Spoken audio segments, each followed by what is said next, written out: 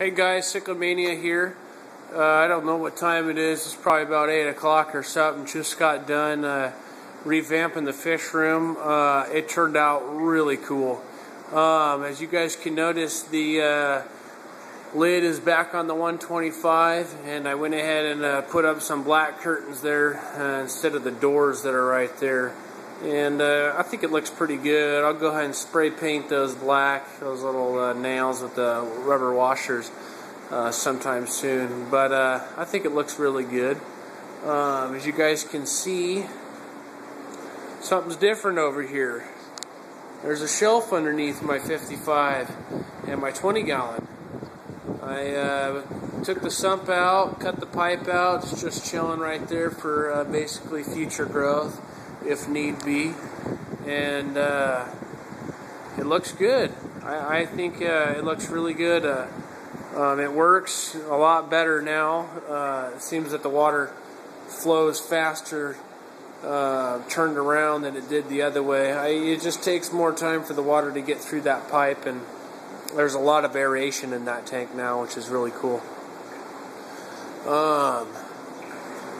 Let's see. I redid all my wiring over here, so I'll go ahead and show you guys that and hope that you guys basically think this looks pretty good. But I kind of went big labels on this. This is my grow light, and I labeled this so basically when I'm out of town I can explain to people what to do, and they can just look for the labels. But I basically got all my lights right here for the whole system on this power strip, which is on a timer. This is on its own timer because it's an 18-hour schedule versus 12.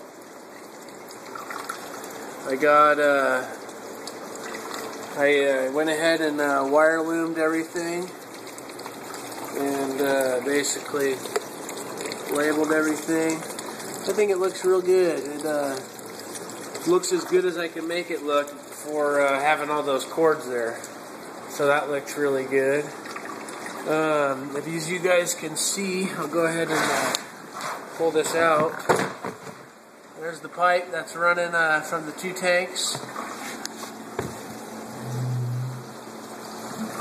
90's right there. I basically hose clamped it to the shelf right there. And drop my phone in here. It just drains right in there. The big drain with the ball valve is for the two tanks, and then the other one right there is for the aquaponics. You can see right there.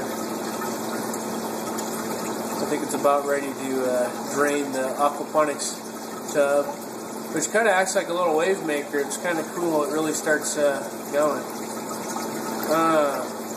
I got my 2 Jack Dempseys in here, 3 female peacocks, and one male peacock. He's my breeder. So hopefully those guys get along. I'm hoping that there's no issues there, but only time will tell.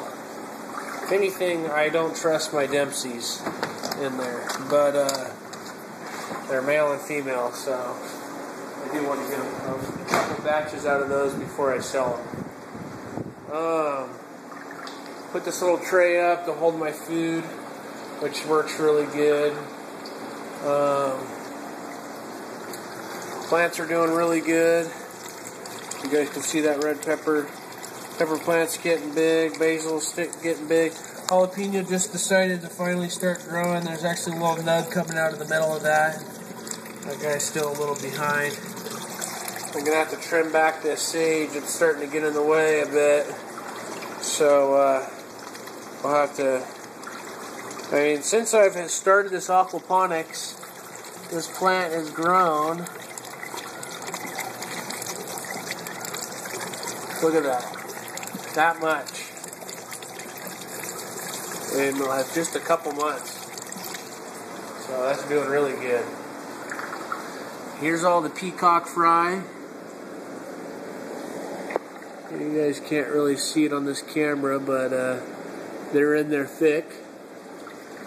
Bumblebee still has its fry. Getting picked on a lot though. She's got a mouthful of fry.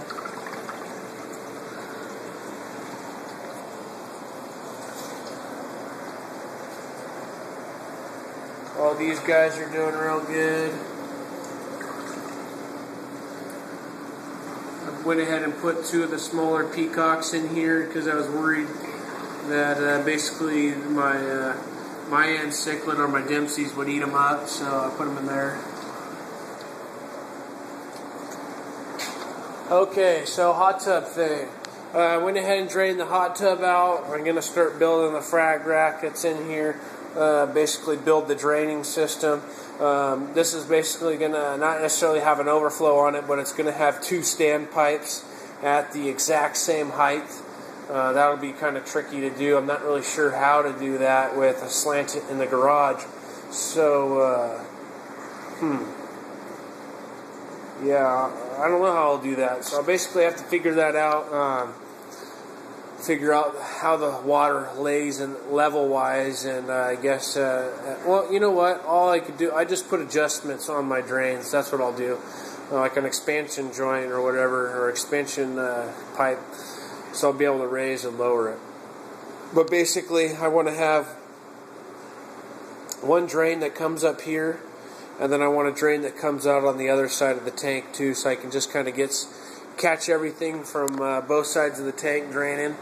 I got 2 drains in here, one at the bottom, which I'll run out and then come up, and then one right here, which I'll just come out a little bit and run up. But that'll look really good. As you guys can see, now I have a sump for my saltwater system. It's a 70-gallon sump, which should do the trick. I did want to add 2. I don't think it's possible to add 2. I took the measurements over here, and I didn't have enough room to basically put another one in over there. It looks like it, but it's just not enough space. If I turn this sideways, yeah, it'll work, but I'm not really sure. I think for now, what I'm going to do is I'm going to run one setup, and that'll be my 70-gallon. I'm going to try to keep this strictly for macroalgae.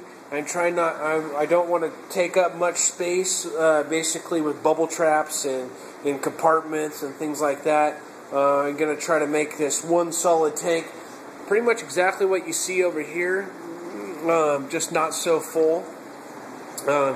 Basically, what I'm going to have to do is hot tub is going to get cut right there. That tube's going to get cut in half.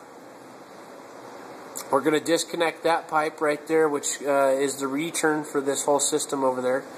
I'm going to rotate my tub until the outlet, the drain for the hot tubs lines up with this pipe. We'll go ahead and bypass this ball valve right here. We'll go straight into the sump. Water's going to fill this jug up, or this sump, wherever I decide where I want my water level. I'm going to put another bulkhead on this side and an extra bulkhead up above it. Sometimes I've heard these things getting clogged, and last thing I want to do is that get clogged and then my pump run dry. So I'll have an alternate drain over here that'll tee in. That's just an extra drain in case I get a clog. Basically, the water will run through this outlet that I'm going to put right here, and I'm going to shove this whole unit back inside underneath this shelf, and I'm pretty sure that this will line up with this outlet that I'm going to be putting in here. So it'll drain right into the pump and then go through its biological filtration. Then I'll basically run this down. It'll be over there, so I'll run that down and lay a pipe down, pipe on the ground, and it'll basically come all the way to here, 90 in, and then whoosh, right in. Only thing that sucks is I'll have to step over the pipes, which I'll build a little ramp or whatever so I don't crush the pipes. But yeah, so that's about it. Not too hard. Technically, all I really need to buy right now is some acrylic or plastic, some bulkheads. I need to get all the sand out of here, rinse it, get it nice and clean. I need to buy a pump for my protein skimmer. I need to buy 2 500-watt heaters. Let's see. I think this tank's going to stay relatively warm with the insulation here, so hopefully 2 500-watt heaters is enough. I need to go through here. I got a leak right here, and I need to replace this gasket right there. One thing I do need to do is I need to order some float switches. This thing's got a lot of open space basically for evaporation to occur, so top off's going to be pretty insane. So what I need to do is I need to basically get a top off in here, get a 55-gallon drum, and I'll probably top this thing off. I would think 50 gallons of RO each week, maybe less. In the summertime, maybe up in the 50s. But basically, I'll have to get that set up. It would be cool if I can just keep the garage closed, and I wonder how I could do that. But basically, I could set. I don't have enough space back there. Well, if I did shove this shelf back, I might be able to fit a 55 on the other side of that railing on the back side of this. That'd be kind of cool to have both of my storage tanks up there, and I can have both gravity fed. I wouldn't have to have any pumps in there, which would be kind of cool.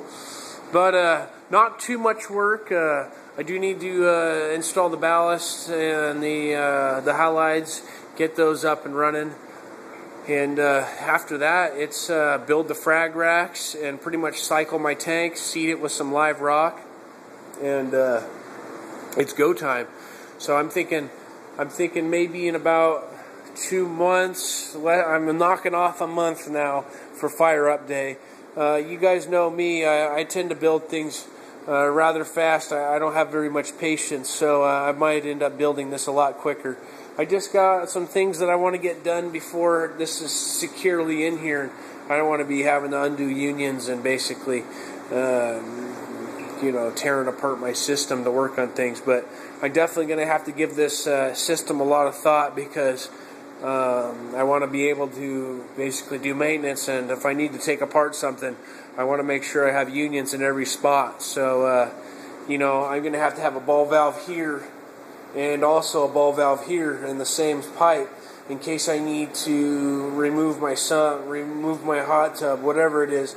I need to be able to shut off the water here and shut off the water here. Same thing goes for the outlet that I have over here.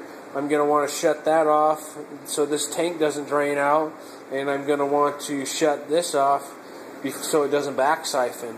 So, there's just a lot of things to think about. I just want to make sure I get those done. But I was thinking about putting a 55 there, but I realized that this same shelf, it only leaves me with this much workspace.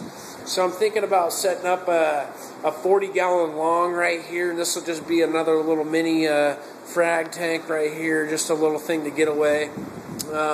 Yes, a fish that I'm worried about, that I don't want to get picked on, things like that.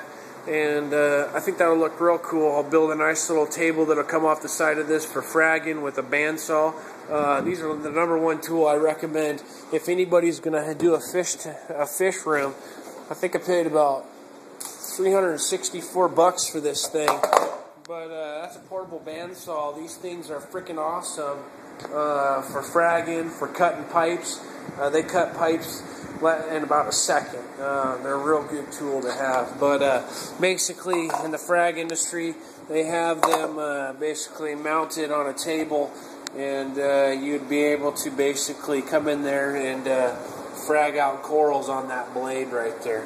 So I don't think I'll use this one for it. I think I'll spend another couple $100 and buy the nice the table one that probably won't rust as bad. I know Harbor Freight has got one that's pretty decent, so we'll do that. But I hope you guys enjoyed this video. I'm real super stoked about all this.